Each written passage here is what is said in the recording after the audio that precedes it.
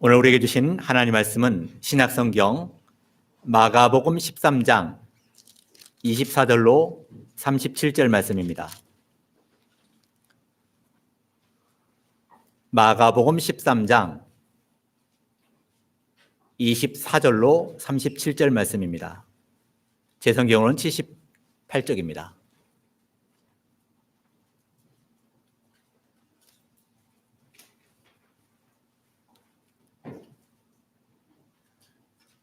찾으신 줄 알고 제가 봉독하겠습니다. 마가복음 13장 24절입니다.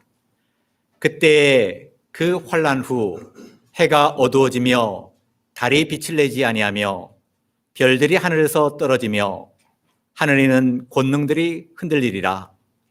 그때 인자가 구름을 타고 큰 권능과 영광으로 오는 것을 사람들이 보리라.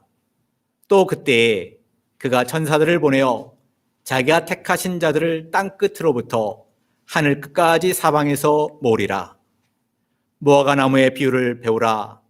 그 가지가 연하여지고 잎사귀를 내면 여름이 가까운 줄 아나니 이와 같이 너희가 이런 일이 일어나는 것을 보거든 인자가 가까이 곧 문 앞에 이른 줄 알라.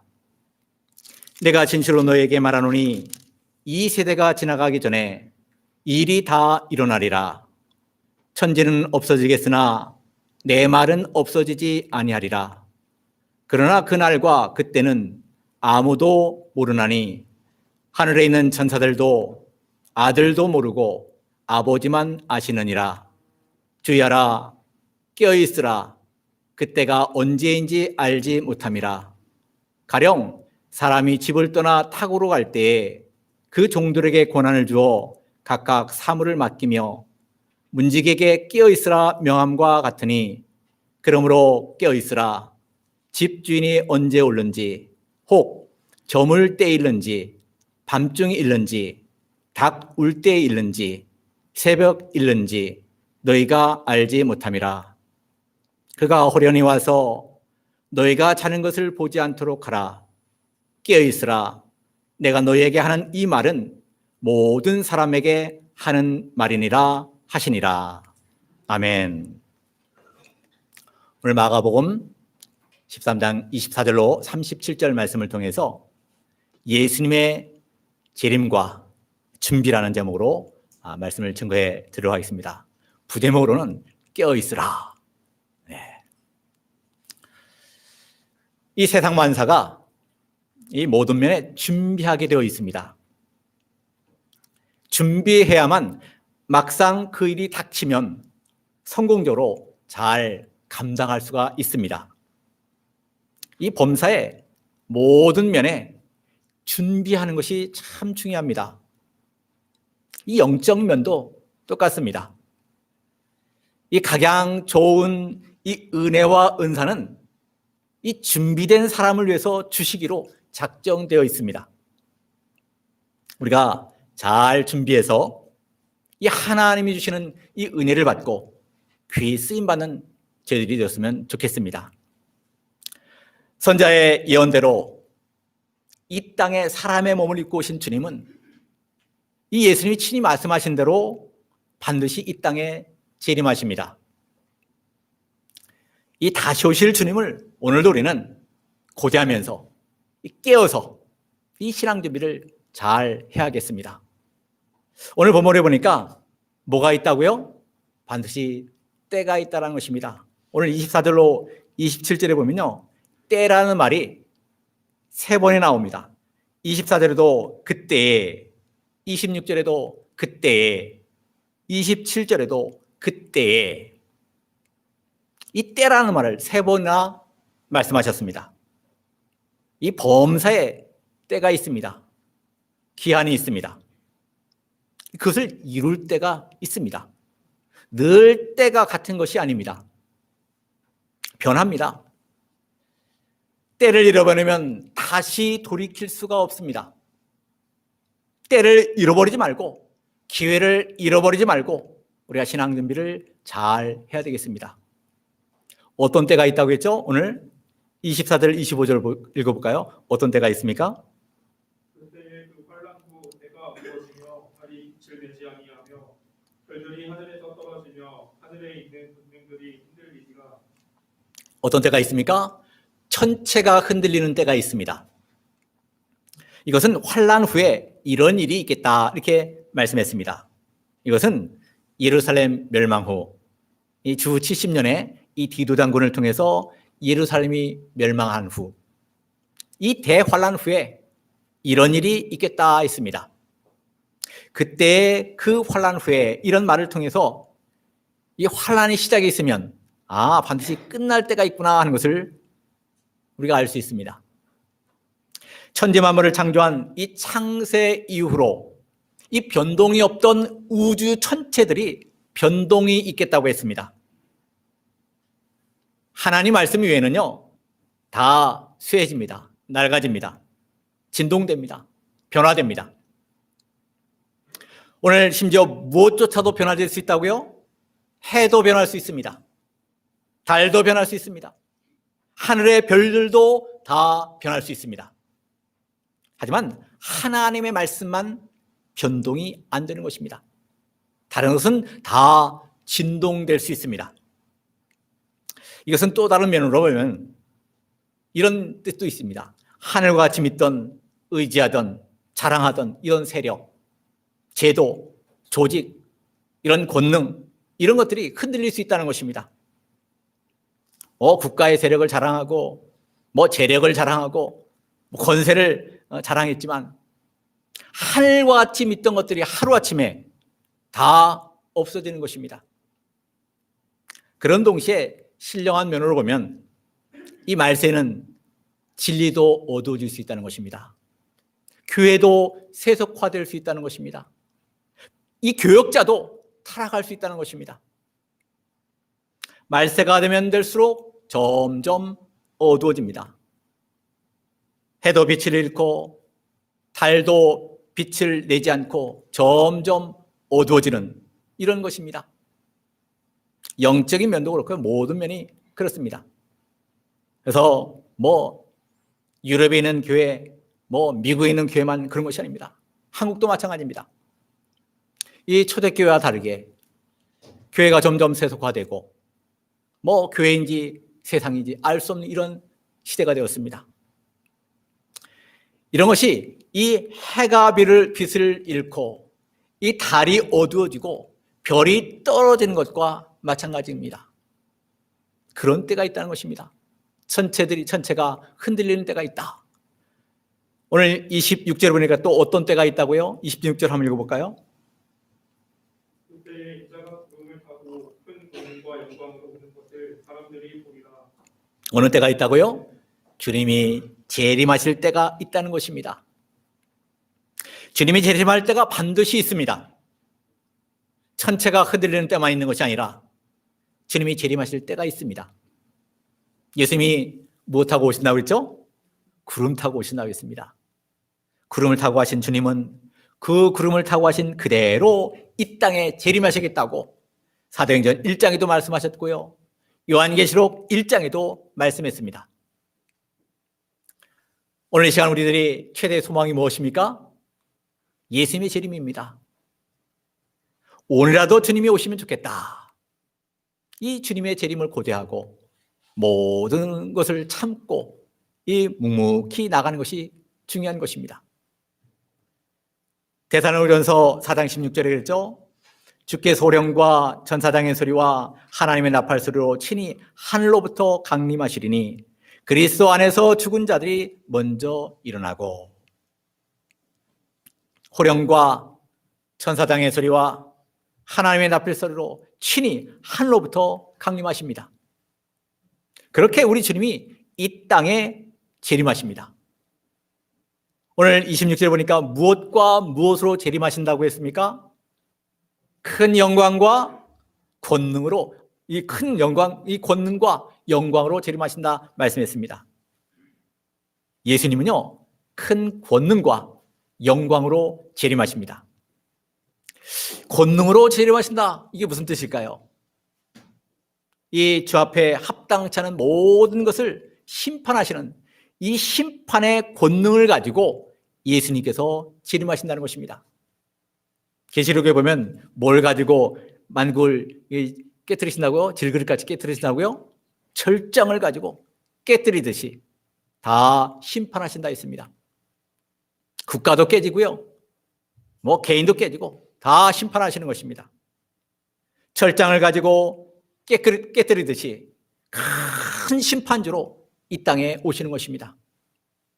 각각 행한 대로 우리가 다 심판을 받습니다. 또 뭘로 재림하신다 했습니까? 권능일 뿐만 아니라 영광으로 재림하신다 했습니다. 영광의 주님으로 모든 성도들을 영화롭게 만드시기 위해서 재림하십니다. 이 모든 성도들에게 영화를 입혀주기 위해서 예수님이 재림하시는 것입니다. 우리 주님은 큰 권능으로 또 영광으로 재림하십니다. 이것을 믿어야 됩니다. 우리 심판의 주님이시고 우리를 영화롭게 하는 주님이시다 하는 것을 우리가 믿어야 됩니다. 우리 주님이 재림하시면요, 모든 것이 다 드러납니다. 밝아집니다. 우리가 그날을 기다리면서 우리가 기름 준비를 잘 해야 됩니다. 천체가 흔들릴 때가 있고 주님이 재림할 때가 있고, 오늘 27절에 보니까 또 뭐 어떤 때가 있다고 했죠? 27절 한번 읽어볼까요? 또 그때에 그가 천사들을 보내어 자기가 속하신 자들을 땅끝으로부터 하늘끝까지 사방에서 모으리라. 어떨 때가 있대요? 택한 백성들을 모을 때가 있습니다. 주님이 재림하시면 어디서부터 어디에 있는 택한 백성들을 모으신다고 했죠? 땅 끝으로부터 하늘 끝까지, 하늘 이 끝에서 저 끝까지 택한 백성들을 다 모으십니다. 근데 그 모으시는 방법이 어떤 누구를 통해서 모으시죠? 천사를 통해서 모으시는 것입니다. 이 택한 백성들을 실제로 어떻게 모을까요? 창세 이후로 예수 믿고 죽은 모든 택한 백성들을 천사들을 통해서 전부 부활시켜서 모으시는 것입니다. 예수님 재림 당시에 살아서 예수 믿는 사람들은 호련히 변화되어서 예수님을 영접하게 됩니다. 우리 다 부활합니다. 누구의 부활체와 같은 몸으로 부활한다고요? 예수님의 부활체 같은 그 몸으로 부활합니다. 여러분, 이 세상에서 건강을 위해서 건강식도 먹고 이것도 절제하고 저것도 하지만 우리 몸이 시원치 않습니다. 가려 먹고 뭘 사다 먹고 해도 우리 몸이며 시원치 않습니다. 나이가 먹으면요, 골다공증 오고요, 눈도 어두워지고요, 허리는 아프고요, 소화도 안 되고요, 당연히 옵니다. 근데 우리 예수님이 재림하시면 누구와 같이 부활한다고요? 예수님과 같이 부활합니다. 지금 아프고 고통스럽지만 약한 몸으로 심고 강한 몸으로 살고, 욕된 몸으로 심고 영광스러운 몸으로 살고, 또 육의 몸으로 심고 영의 몸으로 사는 것입니다. 젊다, 늙었다 이거 생각할 거 없습니다. 다리가 아프다, 허리가 아프다 할 것이 없습니다. 예수님 재림하시면 이렇게 좋은 날이 오는 것입니다. 우리는 이 세 가지 때를 기억하고 살아야 됩니다. 천체가 흔들릴 때가 있고 예수님이 재림할 때가 있고 택한 백성을 모을 때가 있다는 것을 기억하고 살아야 됩니다. 그러면 이런 때를 아는 사람은, 이런 때를 기억하는 사람은 어떻게 살아야 되는가? 이것을 28절로 37절에 말씀하고 있습니다. 때를 아는 사람은 이 천체가 흔들리는 것을 흔들리고 예수님이 재림하시고 택한 백성을 모으는 때를 분명히 기억하고 아는 사람은 한마디로 어떻게 하고 있으라고요? 깨어있으라. 깨어있으라. 자지 말고 졸지 말고 깨어있으라는 것입니다. 이것이 때를 아는 사람이 해야 할 일입니다. 깨어있는 성도가 되어라 하는 것입니다. 오늘 이 깨어있으라는 말이 몇 번이 나오죠? 33절, 34절, 35절, 37절. 얼마나 중요하면 4번씩이나 강조해서 반복해서 말씀하십니다. 때가 있다는 것을 아는 사람은 깨어있으라는 것입니다. 자지 말고 졸지 말고 정신을 차리고 있으라는 것입니다. 주님이 아무 때 오시더라도 아멘 주 예수여 오시옵소서 하고 주님을 맞을 준비를 하고 있으라는 것입니다. 이 본문을 보니까 깨어 있어야 될 이유와 깨어 있는 방법을 우리에게 말씀해 주고 있습니다. 이게 중요합니다. 깨어 있어야 되는데 왜 깨어 있어야 되는가? 깨어 있는 방법은 어떻게 하는 것이 깨어 있는 것인가? 우리가 깨어 있어라 하는데 그럼 어떻게 하는 게 깨어 있는 것입니까? 물어볼 수 있지 않습니까? 본문에 말씀하고 있습니다. 세 가지 때가 있다겠죠? 어느 때가 있다고요? 천체가 흔들릴 때가 있고 예수님이 재림할 때가 있고 택한 백성을 모을 때가 있습니다. 그런데 왜 깨어 있어야 되는가? 그때가 언제인지 모르기 때문에 깨어 있어야 됩니다. 때는 알겠는데 그때가 언제인지 모르기 때문에 깨어 있어야 됩니다. 32절 한번 읽어볼까요? 32절. 그러나 그날과 그때는 아무도 모르나니 하늘에 있는 천사들도 아들도 모르고 아버지만 아시느니라. 천체가 흔들릴 때, 예수님 재림한 때, 택한 백성을 모을 때 그때를 압니까 모릅니까? 모릅니다. 천체가 흔들릴 때를, 예수님 재림할 때를, 택한 백성을 모을 때를 모르기 때문에 깨어 있어야 됩니다. 만약에 내일 오신다 하면 오늘 자죠. 그냥 오늘 자죠. 내일 깨면 되니까. 내일 오시니까. 그런데 모릅니다. 아들도 모르고 천사들도 모릅니다. 그렇기 때문에 깨어 있어야 됩니다. 34절, 35절 한번 읽어볼까요? 가령 사람이 집을 떠나 타국으로 갈 때에 그 종들에게 고난을 주어 각각 사물을 맡기며 문지기에게 깨어 있으라 명함과 같으니 그러므로 깨어 있으라. 집주인이 언제 올는지 꼭 저물 때일는지 밤중일는지 다 물 때일는지 새벽일는지 너희가 알지 못함이라. 알 수가 없습니다. 어느 때, 몇 시에 올지 알 수가 없습니다. 그러므로 깨어 있어야 됩니다. 어떤 성도가 복 있는 성도일까요? 깨어 있는 성도가 복 있는 성도입니다. 우리의 일생 깨어 있어야 됩니다. 항상 깨어 있습니다. 깨어 있어야 됩니다. 세상 사람들로 뭐라고 얘기하죠? 호랑이에게 물려가도 뭐만 차리라고요? 정신만 차리면 산다고 얘기하지 않습니까? 호랑이에게 물려가는 것 같은 그런 시험이 와도 정신을 차려야 한다는 것입니다. 지금이 몇 시인가?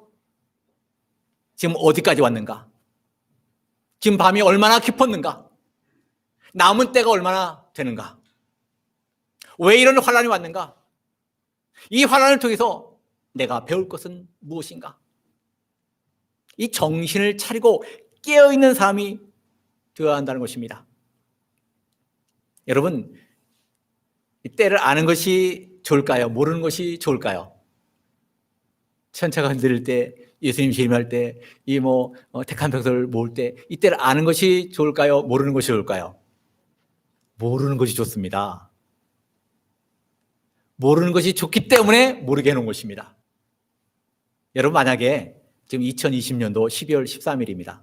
1년 후 2021년도 12월 13일 날 예수님이 오신다고 하면 여러분 지금 어떻게 하겠습니까? 여러분 믿겠습니까? 여러분 믿음 좋은 분들은 계속 하겠죠. 아마 믿음 좋은 분들이요, 임박해서 며칠 남겨놓고 금식하고 믿을 것입니다. 모르게 해놓았기 때문에 깨어있는 것입니다. 알면 누가 깨어있겠습니까? 딴짓 다 하다가 그때 돼서 나 교회 나옵니다 하고 믿습니다 하고 나올 수 있겠죠. 사람이 죽을 날을 모릅니다.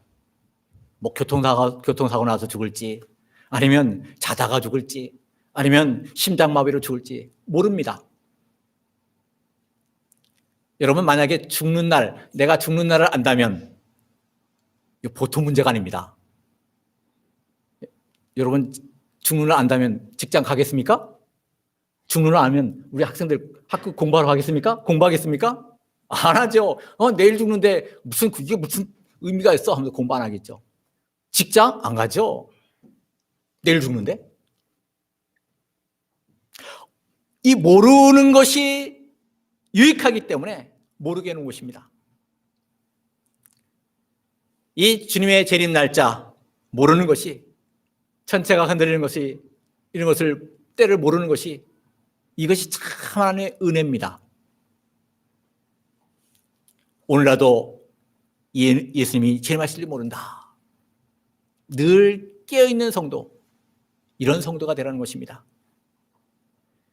세상에서 재림 날짜가 몇 월 며칠이다, 이렇게 예언하고 말하는 사람 몽땅 이단입니다. 몽땅 이단입니다. 잘못된 것입니다.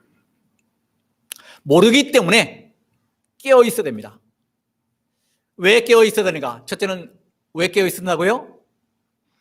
그때를 모르기 때문에 깨어 있어야 되고, 또 한 가지는 하나님의 말씀이 그대로 이루어지기 때문에 깨어 있어야 됩니다. 31절 한번 읽어볼까요? 천지는 엎어지겠으나 내 말은 엎어지지 아니하리라. 천지는 변동되고 없어지지만 하나님의 말씀은 없어지지 않고 그대로 이루어지기 때문에 깨어 있어야 됩니다. 하나님이 온다고 하면 오는 것입니다. 왜 우리가 깨어 있어야 되는가? 때를 모르기 때문에 우리가 깨어 있어야 되고, 하나님의 말씀이 반드시 이루어지기 때문에 깨어 있어야 됩니다. 그렇다면 실제로 어떻게 사는 것이 깨어 있는 사람인가? 이것을 알아야 되겠습니까? 우리가 그래야 구체적으로 이걸 순종할 수 있지 않겠습니까? 깨어 있을 수 있지 않겠습니까? 실제로 어떻게 사는 사람이 깨어 있는 사람인가? 오늘 28절로 29절 한번 볼까요? 어떤 사람이 깨어 있는 사람인가? 말씀했습니다. 한번 읽어보세요. 28절, 29절. 무화과 나무의 기울을 세우나 그 가지가 연하여지고 잎사귀를 내면 여름이 가까운 줄 아나니 이와 같이 너희가 이런 일이 일어나는 것을 보거늘 인자가 가까이 곧 눈앞에 있는 줄 알라. 어떤 사람이 깨어 있는 사람이에요? 무화과 나무를 통해서 배울 것을 배우는 사람이 깨어 있는 사람입니다. 이것을 배우지 못하는 사람이냐? 어떤 사람이요? 깨어있지 못하는 사람이고 정신이 없는 사람입니다. 무화과 나무를 통해서도 나무가 왜 연해지는지, 연해지면 어떻게 되는가, 이것을 통해서 배우는 사람이 깨어있는 사람입니다. 이것을 깨달으라는 것이죠.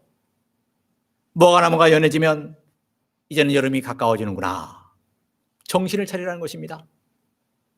이 무화과 나무는요, 이 유대나라에 아주 흔한 나무입니다. 어디든지 볼 수 있는 나무입니다. 이 무화과 나무 가지가 연해지고 잎이 나면 여름이 가까운 줄 알라는 것입니다. 예레미야 24장 1절 이하 보면요, 이 무화과 나무는 뭘 상징한다고요? 유대 나라를 상징한다고 했습니다. 무화과 나무가 연해지는 것은 실제로 역사적으로 보면 유대 나라가 독립하는 것을 가리키는 것입니다. 유대 나라가 독립하는 것을 통해서 누가 가까운 것을 좀 알라는 것이에요? 예수님이 재림이 가까운 것을 알라는 것입니다. 30절 한번 읽어볼까요? 내가 진실로 너희에게 말하노니 이 세대가 지나기 전에 이 일이 다 일어나리라. 이 세대가 지나가기 전에 이루어진다 하는 것입니다. 무화과 나무를 통해서도 배우고 이 세대가 지나가기 전에 일이 이룬다는 것을 배우라는 것입니다. 이 무화과 나무가 연해진다는 것은 우리가 신령한 문으로 보면 심령이 연해지고 부드러워질 때 주님의 구원과 좀 가까워지는 날, 이런 것을 가리키는 것입니다. 이 우리의 심령이 무화과 나무가 이 가지가 연해지는 것처럼 연해져야 주님이 좀 가까워집니다. 너무 딱딱하면요, 가까워지지 않죠. 자, 29절 한번 읽어볼까요? 이와 같이 너희가 이런 일이 일어나는 것을 보거니 인자가 가까이 곧 눈앞에 이른 줄 알라. 무화과 나무 가지가 연해진 것을 보면 인자가 가까이 어디에 이른 줄 알라고 했습니까? 문 앞에 이른 줄 알라 말씀했습니다. 어떤 사람이 깨어있는 사람인가? 성경을 통해서, 사건을 통해서, 사물을 통해서 하나님의 섭리를 늘 배우는 사람이 실제로 깨어있는 사람입니다. 우리 배워야 됩니다. 사건이 우연하게 있지 않습니다. 이 사건을 의미 없이 그냥 보내지 마시기 바랍니다. 누구 때문에 왔다라고 원망하지 마시기 바랍니다. 하나님이 이 사건을 통해서 무슨 은혜를 주시려고 우리 가정에 허락하셨을까? 이것을 통해서 하나님이 요구하시는 것이 무엇일까? 이것을 배우는 사람이 어떤 사람이에요? 깨어있는 사람입니다. 배우는 사람이 되어야 됩니다. 사건을 통해서, 일을 통해서 배워야 됩니다. 배우는 사람이 깨어있는 사람입니다. 낙심하는 사람, 원망하는 사람은 사건을 통해서 배우는 사람이 아닙니다. 그 사람은 잠자는 사람입니다. 이 우리가 모든 것을 통해서 배울 것이 참 많습니다. 우연한 것은 없습니다. 쓸데없는 것은 없습니다. 몽땅 다 우리에게 유익한 것입니다. 체험을 통해서도 실수를 통해서도 배워나가는 사람, 이 사람이 깨어있는 사람입니다. 자, 어떤 사람이 깨어있는 사람이 됐습니까? 첫째로 무화과 나무를 통해서도 배울 것을 배우는 사람이 깨어있는 사람이라 했고, 두 번째로 보면 33절에 보니까 깨어 기도하는 사람이 깨어있는 사람입니다. 33절 한번 읽어볼까요? 이하라 깨어있으라 그때가 언제인지 알지 못합니다. 기도하는 사람이 깨어있는 사람입니다. 예수님이 겟세마네 동산에서 십자가를 앞에 놓고 기도하셨습니다. 제자들에게 뭐라고 말씀하셨죠? 너희가 시험에 들지 않게 깨어 기도하라 말씀했습니다. 매일 원망하고 불평하고 낙심하고 낙마하면 누구의 종이 될 수밖에 없죠? 마귀의 종이 될 수밖에 없습니다. 깨어 기도하는 것이 깨어있는 것입니다. 깨어있는 사람입니다. 사무엘도 깨어있는 사람이죠. 자기는 기도하는 것을 쉬지 않고 선하고 의로운 도를 가르치겠다. 깨어있는 사람입니다. 다니엘도 이 사자굴에 들어간다 하는 이 조서에 어인이 찍힌 것을 알면서도 여전히 기도했습니다. 깨어있는 사람이죠. 하나님 우리가 잠자는 사람이 되기를 원하지 않습니다. 깨어있는 성도가 되기를 원하십니다. 그래서 데살로니가전서 5장 16절에 뭐라고 했습니까? 항상 기뻐하라, 쉬지 말고 기도하라, 범사에 감사하라. 이는 하나님의 우리를 향하신 하나님의 뜻이라고 했습니다. 쉬지 말고 기도하는 것이 하나님의 뜻입니다. 기도하시는 것은 하나님의 뜻을 거스르는 것입니다. 여러분 기도 쉬어보세요. 신앙이 잠듭니다. 하던 기도 쉬어보세요. 신앙이 시시해집니다. 기도 쉬어보세요. 맥을 못 춥니다. 비실비실합니다. 기도는 우리의 생명과 같은 것입니다.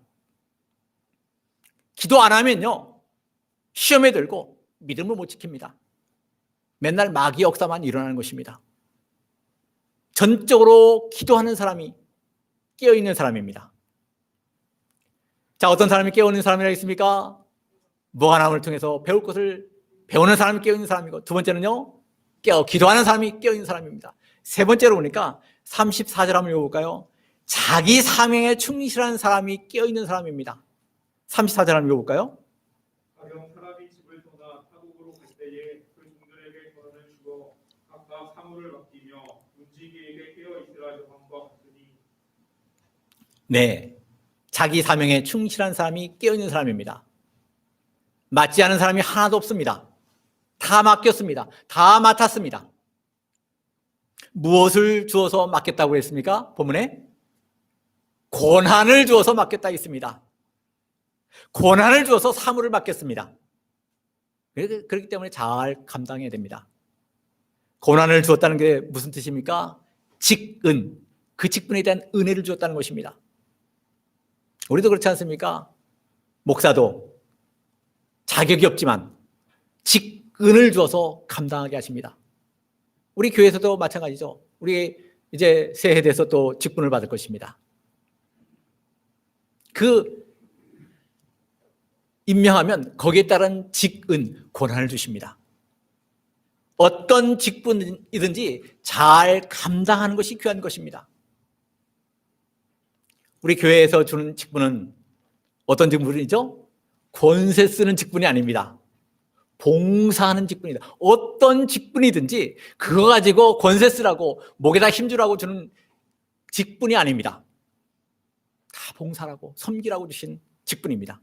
목사도 마찬가지고 다 마찬가지입니다. 우리가 무슨 직분이든지 잘 감당해야 됩니다. 이것이 깨어있는 사람입니다. 고린도후서 4장 1절에 보면 뭐라 했습니까? 그러므로 우리가 하나님의 긍휼하심을 입어 이 직분을 받았으니 난 낙심하지 않는다 말씀하잖아요. 하나님 우리에게 무엇으로 직분을 맡기셨다고요? 긍휼로 직분을 맡기셨다는 것입니다. 불쌍히 여겨서 목사의 직분을 주셨고 불쌍히 여겨서 여러 가지 직분을 주셨다는 것입니다. 우리가 다 질그릇이지 않습니까? 깨지기 쉬운 질그릇 안에 보배를 담아두셨습니다. 보배를 담았어요. 이 질그릇, 아무 어떤 가치가 없는 이 질그릇에 보배를 담으셨습니다. 긍휼로 맡긴 것입니다. 어떤 직분, 어떤 사명을 주시든지 직분을 주셔서 고난을 주셔서 맡겠다는 사실을 우리가 알아야 됩니다. 그렇기 때문에 늘 자기 직무를 충실한 사람이 깨어있는 사람입니다. 직분을 줬는데 그를 해태하고 게으르게 하고 태만해 한다면 그 사람은 깨어있는 사람이 아닙니다. 졸고 자는 사람입니다. 정신없는 사람입니다. 시간을 지켜야 되는데 시간을 지키지 않고 자기 할 일을 하지 않는 것, 잠자는 사람입니다. 깨어있는 사람이 아닙니다. 우리 주님이 재림하실 때 어떤 성도가 되어야 된다고요? 깨어있는 성도가 되어야 됩니다. 깨어있는 사람은 세 사람입니다. 어떤 사람이 깨어있는 사람이죠? 무화과나무를 통해서도 배우는 사람, 기도하는 사람, 또 자기 사명에 충실한 사람이 깨어있는 사람입니다. 오늘 35절에 보니까 주님이 오시는 때를 네 가지로 말씀했습니다. 35절 한번 읽어볼까요? 그러므로 깨어있으라. 집주인이 언제 오는지 꼭 저물 때이든지 밤중이든지 각 올 때이든지 새벽이든지 너희가 알지 못함이라. 이 집주인이 누굴까요?